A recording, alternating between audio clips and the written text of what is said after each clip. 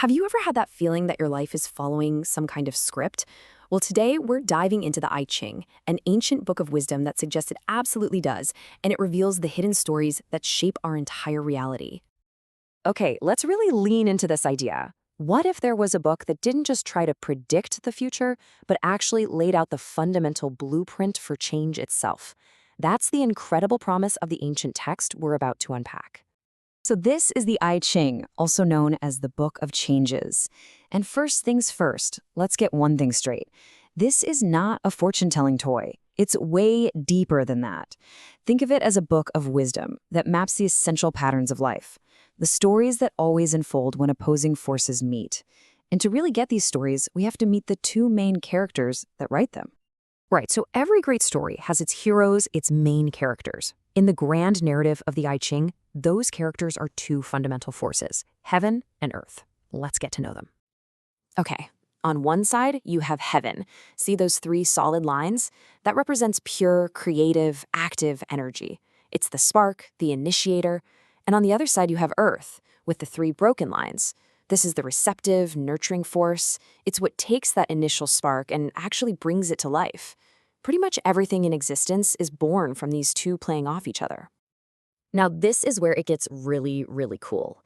Depending on how you stack these two forces, you get completely different life stories. So let's start with Act 1, the story of perfect harmony, of being in the flow. So take a look at this. This combination is the hexagram known as peace. And you might notice something kind of weird right away. Earth, the receptive force, is sitting on top of heaven, the creative force. Doesn't that seem upside down? Well, there's a brilliant, beautiful reason for this arrangement. Think of it like a kind of cosmic physics. Heaven's energy naturally wants to rise up, and Earth's energy naturally wants to sink down. So when you put Earth on top of heaven, what happens? Boom! They meet right in the middle. Their energies connect, they communicate, they mingle. And this creates this incredible, vibrant, prosperous state where everything just works. The ancient commentary on this says it's a time when the way of the noble person grows.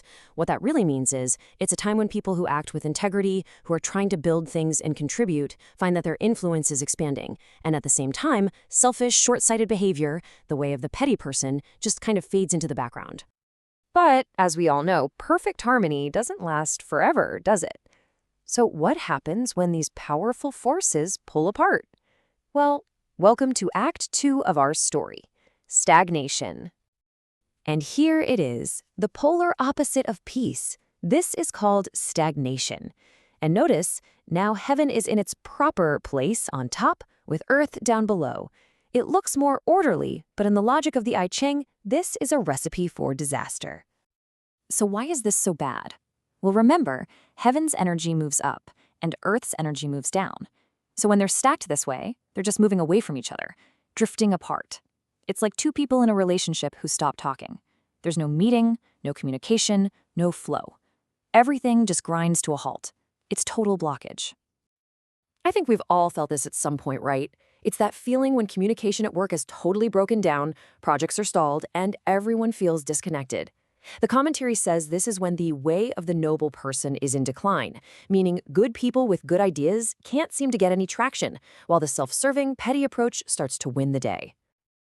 So, what's the big moral of the story here? Is it just peace is good, stagnation is bad? No, it's much smarter than that. The real wisdom here is in recognizing that these aren't permanent states. They are a natural cycle. The I Ching is basically teaching us that, yeah, harmony is born from connection, and stagnation comes from separation. But, and this is the most crucial part, neither state is forever. Change is the only thing that's constant. So real wisdom isn't about trying to stay in peace forever. It's about knowing which phase you're in and acting in the right way for that phase. And get this, the text even has these little reminders built right in. At the absolute peak of the peace hexagram, when everything is perfect, the final line gives this warning. The city wall crumbles back into the moat.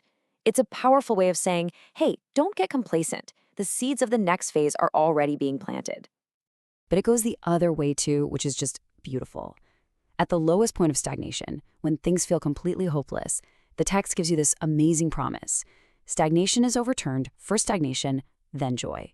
It's telling you that even in the most stuck, frustrating situations, the potential for a breakthrough, for a return to joy is already there. You know, this entire story, this dance between peace and stagnation, is just one chapter. It's one story out of the 64 hexagrams that make up the I Ching's vast library of human experience. At the heart of it all is this philosophy. These simple patterns, these building blocks, contain the seeds of every possible situation. It's about seeing the universe of potential that exists in every single moment, no matter what story you find yourself in. So the real question the I Ching leaves us with is this one. Take a look at your own life, your work, your relationships. Which story are you living right now? Is it a story of peace, where things are flowing and connecting? Or is it a story of stagnation, where everything feels blocked and disconnected? And knowing, really knowing, that no state is permanent, how are you going to choose to act?